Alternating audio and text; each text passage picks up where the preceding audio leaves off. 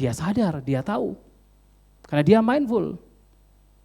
Tetapi apakah orang yang sedang mancing, yang punya mindfulness ini, yang sadar ini dengan yang dia lakukan, sesungguhnya itu adalah manifestasi dari kebencian. Di dalam kebencian itu sendiri, di sana sudah muncul penderitaan. Karena apa yang dibenci ini, ya ketika batin dikuasai kebencian, kemarahan, dendam, di situ sudah ada penderitaan. Berada di sini dan sekarang, itulah yang sesungguhnya disebut mindfulness. Dan kita semua sudah memiliki.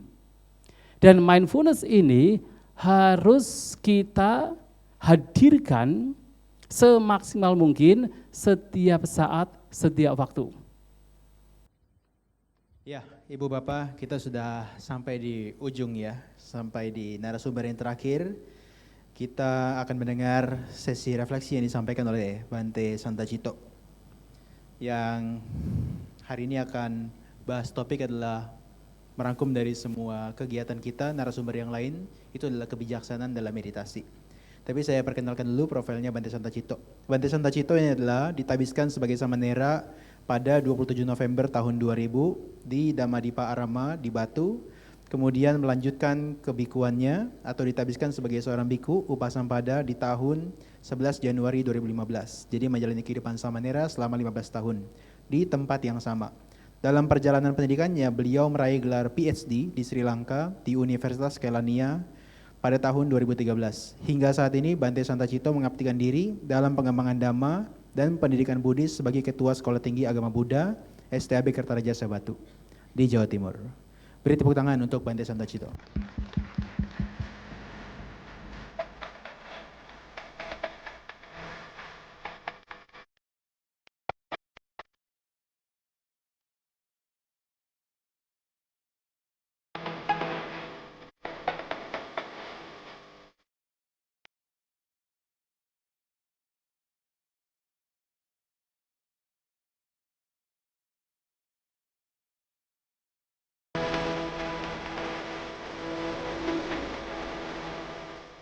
Ya, Bante akan memaparkan materi, nanti kita lanjut dengan tanya jawab. Silakan Bante. Ya, terima kasih banyak untuk moderator. Sebenarnya saya bingung ini, karena sudah berpindah-pindah kamar. Mau pulang ke kamar sendiri sulit rasanya. Ya, saya berbicara paling terakhir dan saya telah mendengar semua narasumber.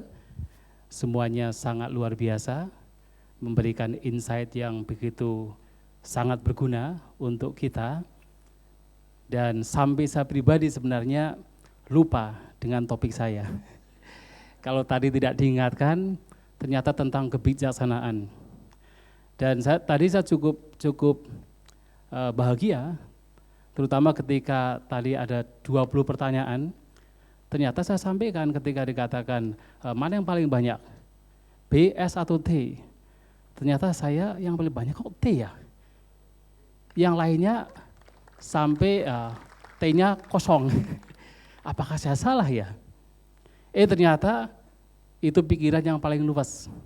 Tapi tadi Bante bertanya ke saya, apa bedanya pikiran luas dengan pikiran cuek?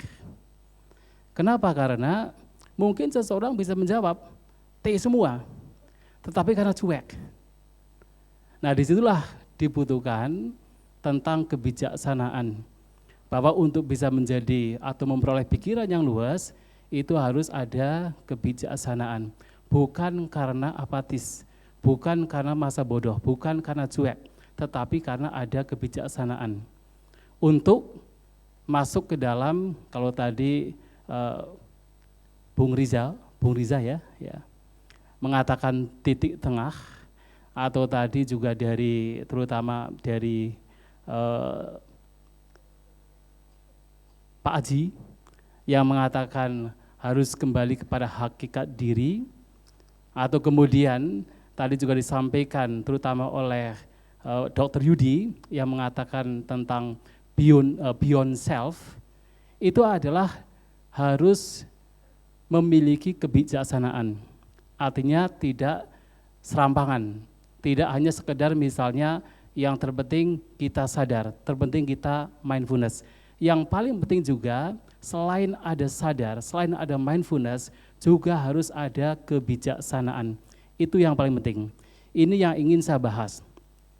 Nah, pertanyaannya adalah sebenarnya apa itu kebijaksanaan? Kebijaksanaan itu secara singkat adalah memahami atau mengerti apa yang kita lakukan ini memberikan manfaat tidak hanya untuk diri sendiri tetapi juga orang lain. Kalau yang kita lakukan hanya memberikan manfaat atau memberikan kebahagiaan untuk diri saja tetapi yang lain ternyata mendapatkan kerugian, maka itu bukan bijaksana. Atau misalnya hanya memberikan kebahagiaan untuk orang lain sementara diri sendiri itu menderita, itu juga tidak bijaksana. Maka harus bagaimana apapun yang kita lakukan dari sebuah pemahaman yang benar, itu memberikan manfaat untuk diri sendiri, kemudian juga memberikan manfaat untuk yang lain. Itu adalah prinsip yang paling sederhana. Apa itu bijaksana? Dan kebijaksanaan ini sebenarnya bisa diperoleh dengan berbagai macam. Dari yang paling dangkal, yang paling dasar adalah dengan kita banyak mendengar, dengan kita banyak belajar, dengan kita banyak berdiskusi. Seperti malam hari ini, kita datang ke sini mendengarkan berbagai macam wejangan, berbagai macam nasihat atau pemikiran dari para pembicara. Itu adalah juga salah satu bagaimana kita menumbuhkan kebijaksanaan. Dan yang kedua adalah selain kita mendengar, kita membahas, kita katakan belajar, kita pun juga mesti menganalisa. Kita mesti merenungkan kembali apa yang sudah kita dengar, kita analisa, kita renungkan kembali. Sampai kemudian pada fase di mana kita betul-betul yakin, betul-betul memunculkan semacam persetujuan. Kalau dalam bahasa Pali ada istilah didik nijana kanti, semacam persetujuan bahwa inilah benar, ini bermanfaat, ini tidak merugikan. Sementara yang ini adalah tidak benar, ini merugikan, ini membawa kepada penderitaan. Dan itu yang fase kedua. Tetapi kemudian dua hal ini tidak cukup. Yang ketiga adalah kita harus mengimplementasikan apa yang sudah kita pelajari, apa yang sudah kita analisa, kita renungkan ke dalam kehidupan sehari-hari. Kita melihat ke dalam diri kita. Inilah yang kemudian disebut sebagai meditasi. Ini yang disebut sebagai mindfulness. Yang salah satu faktornya untuk bagaimana apa yang sudah kita pelajari, kita renungkan baik-baik, betul-betul memberikan manfaat dan diketahui, yang kemudian nanti pada akhirnya membawa kepada tadi ada istilah titik tengah, ada istilah yaitu tadi ada hakikat diri, atau misalnya Dr. Yudi mengatakan beyond self.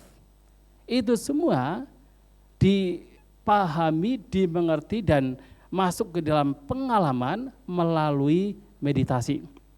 Ini adalah tahapan yang ketiga yang harus kita lakukan. Tetapi kemudian untuk bermeditasi ini juga yang dua pertama tidak bisa dipisahkan. Apa yang kita peroleh sekarang ini, dengan kita membaca, kita membahas, kita belajar, ini juga dibutuhkan. Karena bagaimana kita bisa mengimplementasikan ke dalam kehidupan sehari-hari, kalau kita tidak mengetahui secara teori terlebih dahulu. Kalau kemudian misalnya tadi mengatakan kita harus memiliki pikiran yang luas. Kalau kemudian kita tidak memiliki teori terlebih dahulu, alih-alih kita mendapatkan pikiran yang luas, tetapi sesungguhnya yang muncul adalah pikiran cuek, apatis. Kita merasa sadar apa yang kita lakukan, tetapi sesungguhnya itu bukan dari kebijaksanaan. Maka teori ini pun juga penting untuk awal. Yang kemudian teori ini kemudian direnungkan kembali, dianalisa, dan diimplementasikan ke dalam kehidupan kita, melihat langsung ke dalam diri kita. Dan inilah yang disebut sebagai meditasi. Dan dalam mengimplementasikan hal ini untuk mendapatkan kebijaksanaan, maka yang paling pertama memang kita harus memiliki mindfulness. Kalau dalam bahasa ajaran Buddha disebut sati, kita mesti memiliki mindfulness. Nah, kita sudah banyak mendengar dan tadi telah disampaikan berulang kali dari awal sampai akhir berkenaan dengan mindfulness. Dan ini juga diselenggarakan dengan judul Mindful Festival. Nah, sekarang pertanyaannya adalah, apa itu mindfulness? Sebenarnya kita semua, kita manusia itu sudah memiliki mindfulness. Kita semua. Tetapi masalahnya adalah ada orang-orang yang walaupun memiliki mindfulness tetapi tidak mengapresiasi, bahkan tidak peduli dengan apa yang sudah dimiliki.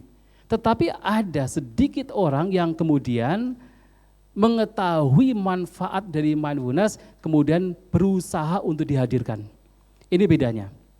Lantas bagaimana kita mengetahui bahwa kita sudah sebenarnya kita memiliki mindfulness, kita memiliki kualitas ini dalam kehidupan kita?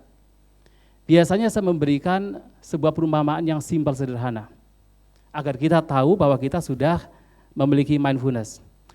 Kalau Bapak Ibu berjalan di jalan yang licin, yang kalau tidak hati-hati terpeleset, dan itu adalah satu-satunya jalan yang harus Anda lewati untuk sampai kepada destinasi yang menjadi tujuan, apa yang harus Anda lakukan? Anda harus berjalan dengan hati-hati. Anda harus berjalan dengan perhatian. Anda tidak membiarkan pikiran mengembara, tetapi berada di sini dan sekarang. Anda harus waspada. Anda tidak melamun. Karena kalau tidak hati-hati, terpeleset. Kalau tidak perhatian, terpeleset. Kalau pikiran dibiarkan mengembara, tidak berada di sini dan sekarang, juga bisa terpeleset.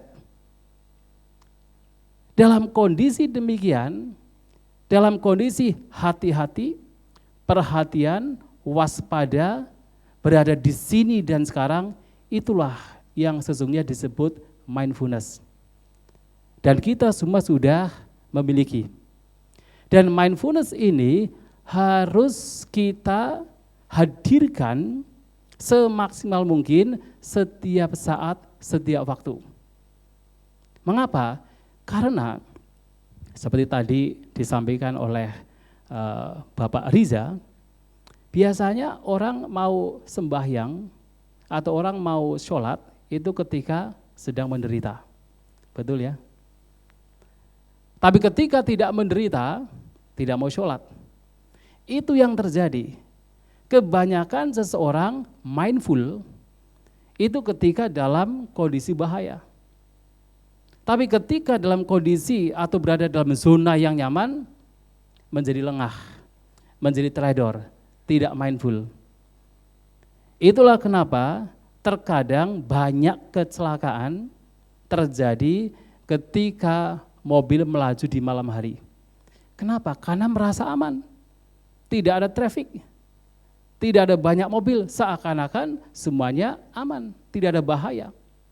Dan disitulah kemudian menjadi teledor, menjadi lengah, tidak mindful, tidak perhatian, tidak waspada.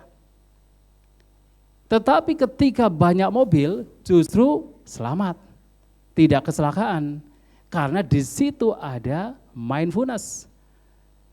Nah, sedangkan mindfulness ini pun harus dimunculkan tidak hanya dalam kondisi yang bahaya atau dalam kondisi di mana kita sedang menderita, tetapi juga bahkan dalam kondisi yang nyaman sekalipun.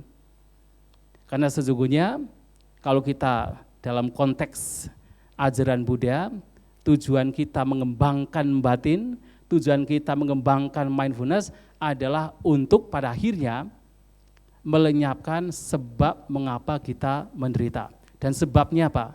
Sebabnya adalah kotoran batin. Tidak hanya hal-hal yang tidak menyenangkan, termasuk yang menyenangkan, yang biasanya membawa kepada keserakahan, itu juga sebab mengapa kita menderita. Dan kalau kita tidak mindful dalam kondisi yang nyaman, apa yang kemudian kita kembangkan tanpa disadari? Tidak lain adalah keserakahan. Keserakahan berkembang. Dan keserakahan pada akhirnya juga membawa kepada penderitaan. Maka mindfulness ini harus dimunculkan setiap saat, setiap waktu. Semaksimal mungkin. Nah, tujuan dari mindfulness ini adalah sesungguhnya hanya untuk mendeteksi apa yang sedang terjadi, what is going on now. Hanya itu. Kalau kita mindful, maka kita akan tahu apa yang sedang terjadi. Hanya saja, mindfulness saja itu tidak cukup. Kenapa?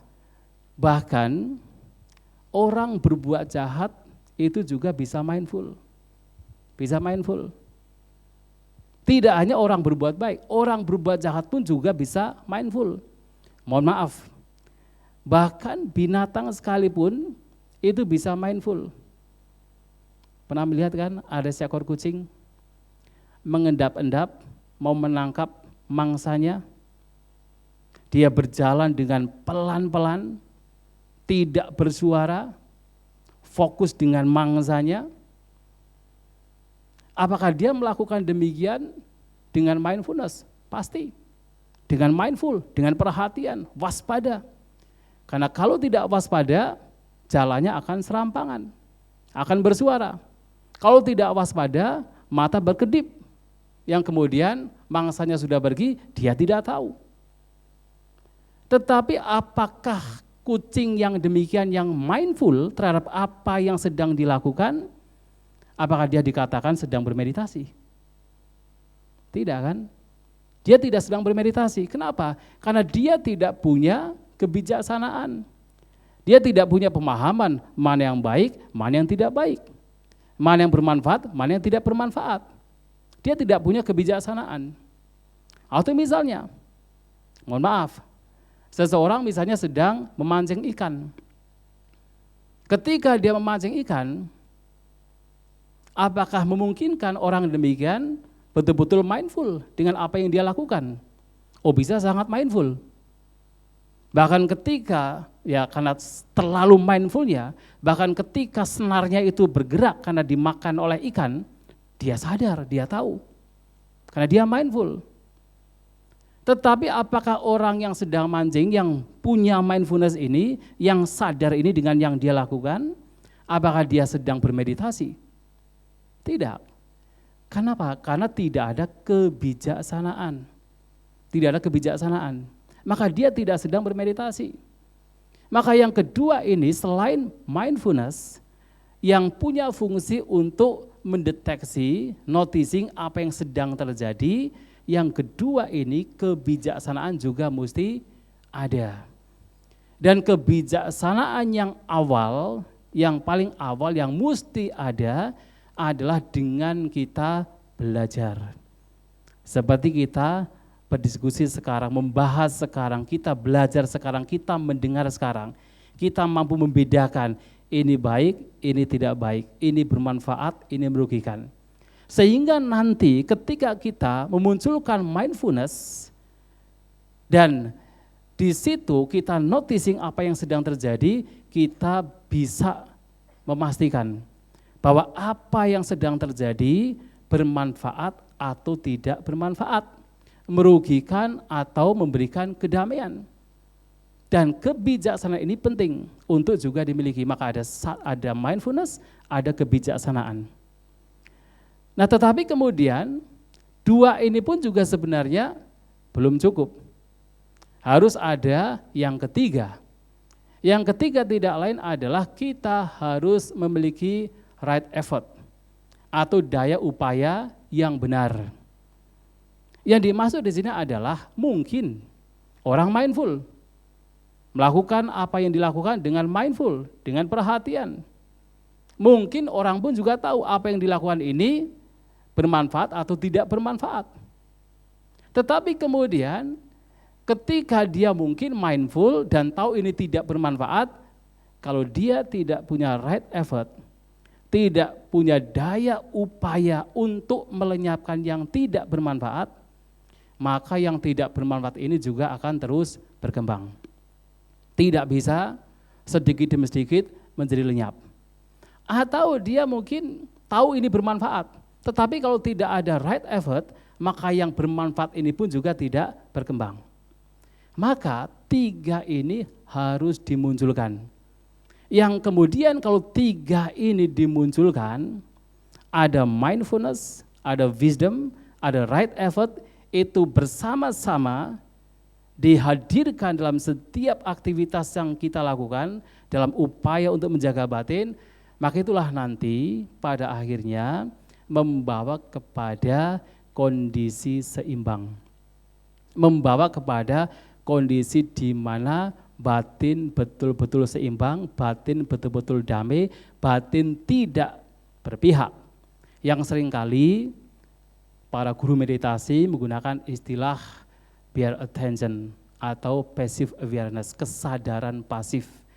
Kesadaran yang tidak judgmental, kesadaran yang tidak menghakimi, kesadaran yang tidak terseret oleh suka maupun tidak suka. Dan kesadaran ini yang tidak terseret oleh suka dan tidak suka ini, yang di situ ada keseimbangan batin, itu harus muncul dari kebijaksanaan dan juga right effort. Ada perhatian, ada kebijaksanaan dan juga ada right effort. Bagaimana seseorang, sebagai contoh, seseorang senantiasa membawa batin dalam kondisi yang seimbang, yang tidak terseret oleh suka dan tidak suka. Kebijaksanaan yang muncul adalah pengetahuan. Pengetahuan bahwa ketika batin terseret oleh suka, dengan kata lain, ketika ada yang menyenangkan kemudian menggenggamnya, melekatinya, pertama, itu harus dilihat sebagai keserakahan. Dan yang kedua, seseorang paham kebijaksanaan di sana muncul memahami bahwa apapun yang digenggam ini, meskipun itu menyenangkan, pada akhirnya adalah berubah. Pada akhirnya tidak bisa dipertahankan. Dan karena tidak bisa dipertahankan, ketika itu dilekati, digenggam, dan ketika yang tidak bisa dipertahankan ini lenyap atau berubah, maka yang terjadi adalah penderitaan. Maka 2 ini saja sudah menjadi satu hal yang penting sebagai sebuah kebijaksanaan untuk membawa batin tidak terseret oleh keserakahan dalam bentuk suka. Lantas bagaimana dengan ketidaksukaan? Suka dan tidak suka juga sama. Dipahami bahwa ketika muncul ketidaksukaan terhadap yang umumnya tidak menyenangkan, sesungguhnya itu adalah manifestasi dari kebencian. Di dalam kebencian itu sendiri, di sana sudah muncul penderitaan. Karena apa yang dibenci ini, ya ketika batin dikuasai kebencian, kemarahan, dendam, di situ sudah ada penderitaan. Maka melihat itu, membawa seseorang senantiasa mengupayakan dengan perhatian, dengan right effort ini, senantiasa membawa batin untuk seimbang, tidak berpihak, tidak terseret oleh suka maupun tidak suka. Yang kemudian latihan seperti ini, itulah yang sebenarnya nanti juga membawa kepada yang tadi Dr. Yudi menyampaikan beyond self. Ya mungkin beberapa, ya maksudnya dalam beberapa hal kita berbicara tentang self, tentang diri, dalam bentuk hakikat diri atau diri yang sejati. Namun pada akhirnya yang dikatakan sejati ini pun juga lenyap, juga padam. Pada akhirnya semua hal itu hanya sekadar fenomena dan tidak ada yang dikatakan sebagai diri. Semua hal yang dikatakan sebagai diri itu muncul karena sebab dan kondisi. Dan setiap sebab dan kondisi pada akhirnya mengalami perubahan. Diibaratkan seperti ini.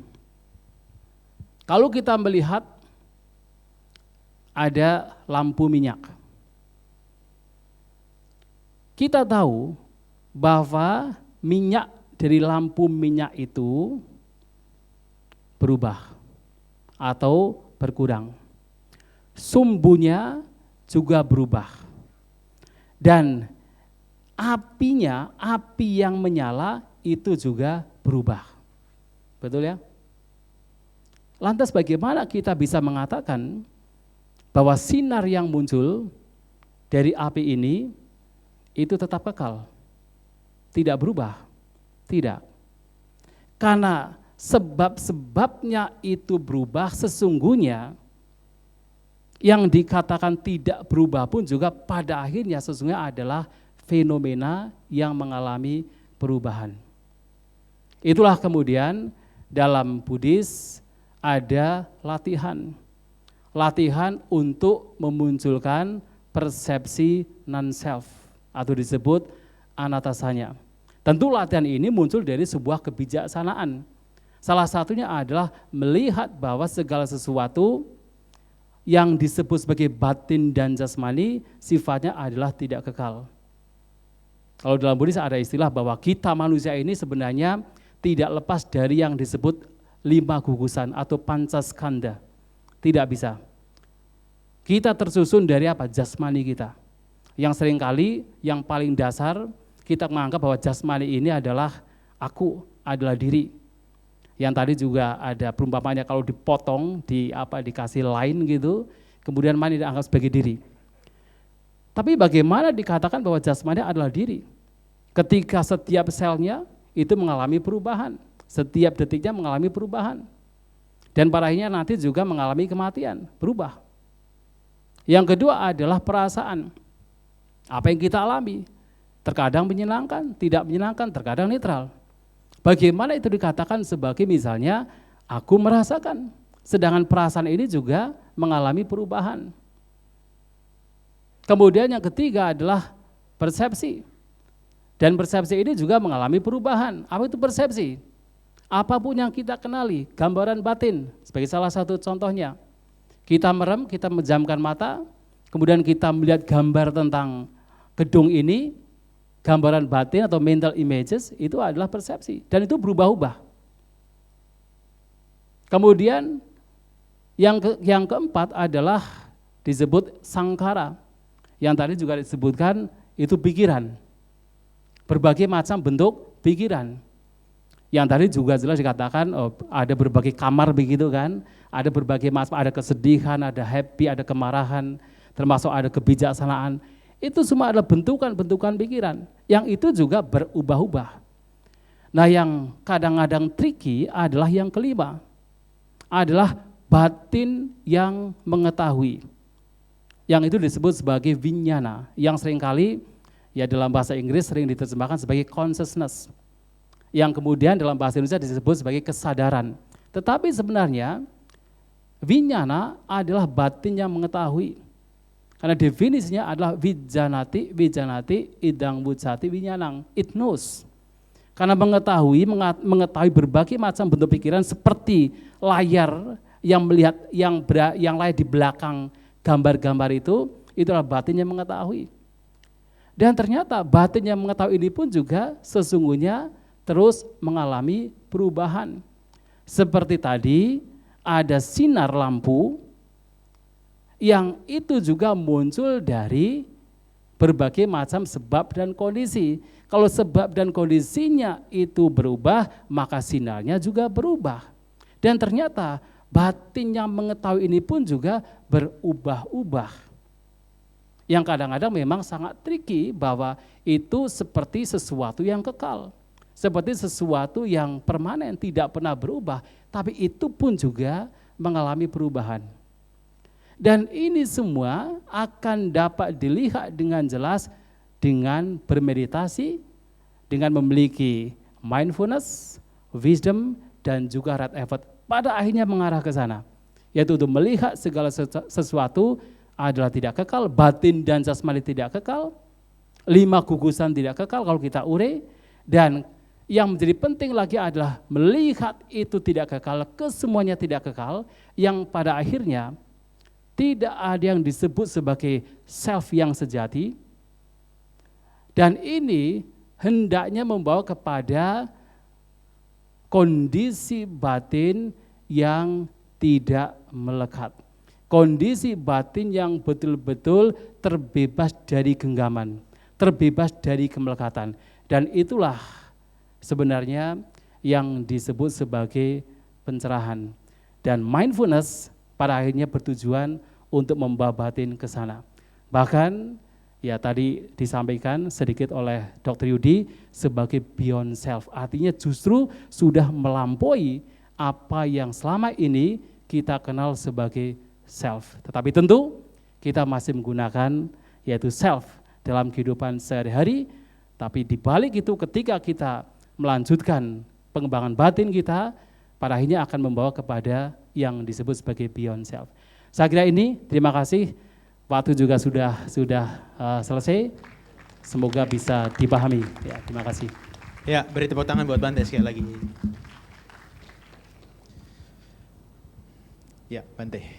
Kita kasih kesempatan 1 atau 2 pertanyaan untuk teman-teman ya Bante ya. Ya Ibu Bapak dan teman-teman, itu sudah dirangkum semua tentang kebijaksanaan dalam meditasi oleh Bante dari narasumber 1 sampai dengan 5. Dan Ibu Bapak saya berikan kesempatan 1 atau 2 pertanyaan. Boleh diangkat tangan bila ada yang mau bertanya. 1? Ya. Oke, 1 dulu deh. Yang tengah ya.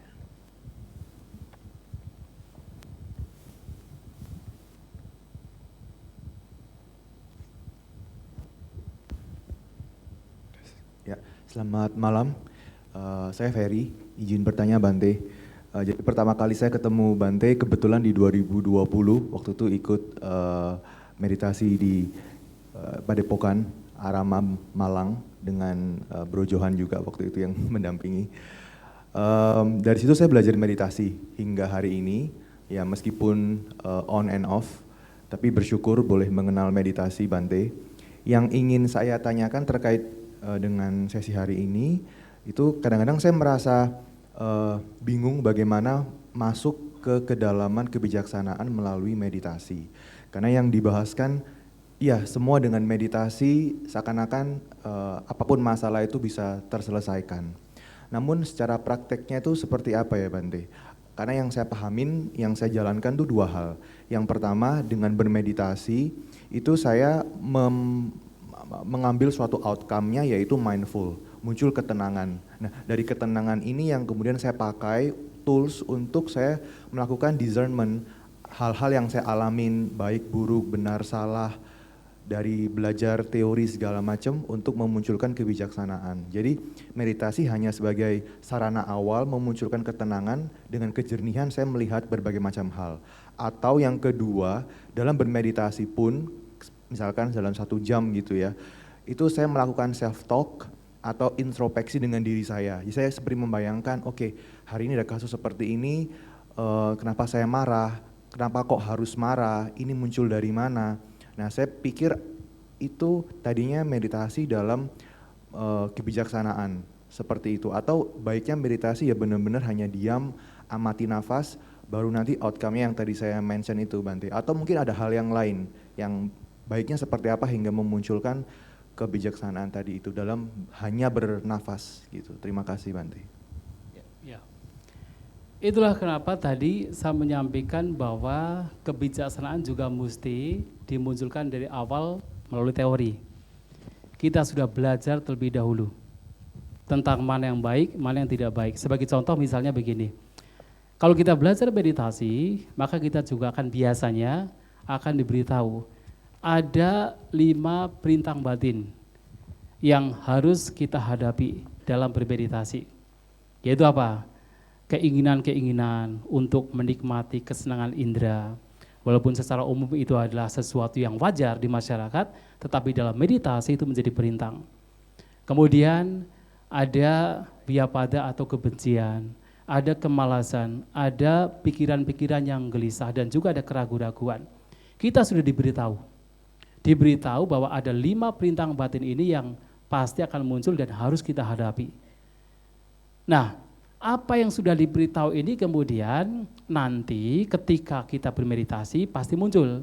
Tetapi untuk bisa mengenalinya, kemunculan mereka pertama harus mindful. Kita harus punya perhatian.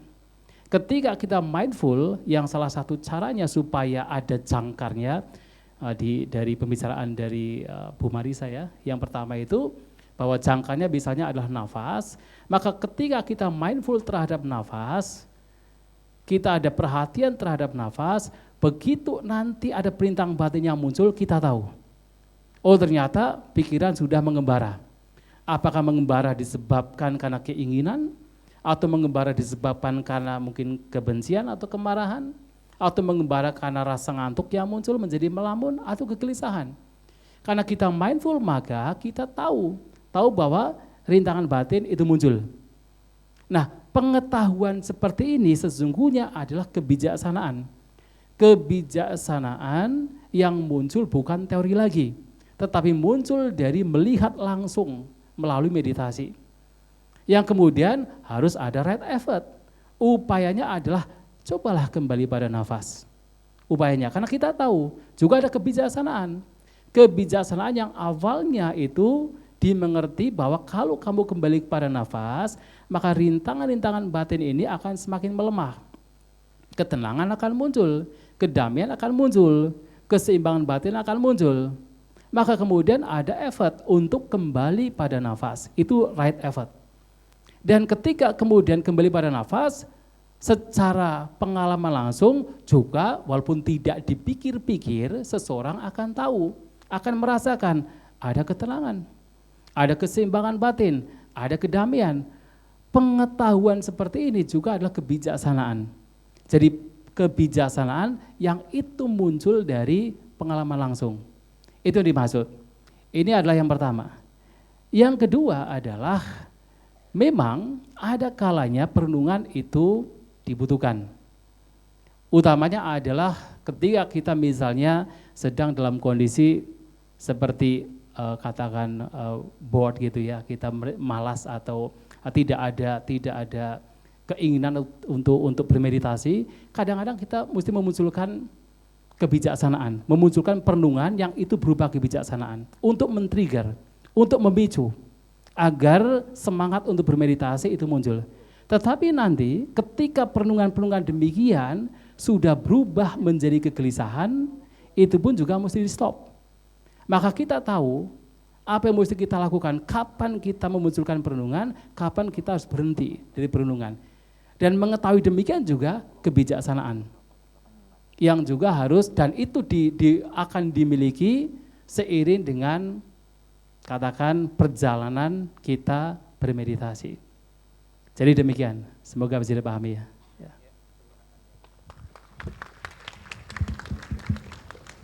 Ya, Ibu Bapak, Bante, karena kita keterbatasan waktu, kita cukupkan ya Bante ya. Terima kasih Bante atas sesinya. Mungkin Bante kalau ada yang mau bertanya lagi bisa di sesi yang lain ya Bante ya. Silahkan. Bisa dengarkan YouTube-nya Bante, yaitu adalah Buddha Dhamma Indonesia. Teman-teman bisa nonton penjelasan-penjelasan yang lebih lengkap dan komprehensif. Terima kasih Bapak Ibu dan teman-teman yang sudah bertanya, dan kita tutup ya Bante ya. Baik. Ya teman-teman, itu adalah sesi Bante kebijaksanaan dalam meditasi. Terima kasih. Terima kasih. Dan tentunya saya mengundang dengan hormat kepada Dewan Pelindung yang mulia Biksu Badrapala Mahasawira untuk boleh naik ke atas panggung beserta perwakilan dari Young Buddhist Association Saudara Liman untuk boleh memberikan cenderamata kepada yang mulia Biku Santa Cito. Nanti akan ada Rupang Budala Zuwardi yang akan diserahkan oleh Dewan Pelindung YBA yang mulia Biku Badrapala Mahasawira.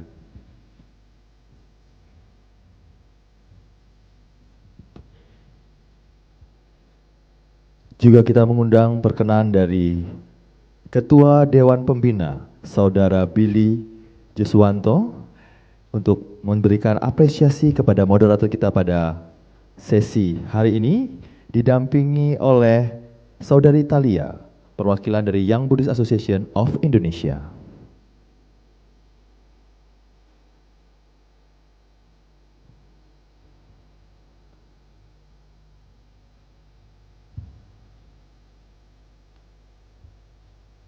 Kita foto berempat dulu ya. Boleh. Bro Johan boleh bergabung dulu untuk foto berempat.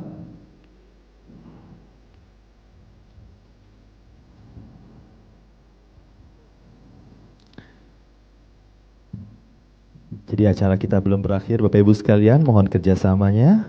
Kita masih ada pelimpahan jasa. Betul sekali, dan Iya. tentunya masih ada door prize. Door prize. Konon kabarnya itu ada dari toko emas tuh kalau nggak salah. Betul tuh. sekali ya. Door prize-nya tuh. Nah, Bante, kami izin kita berikan tepuk tangan yang meriah kepada Yang Mulia Bante Santacito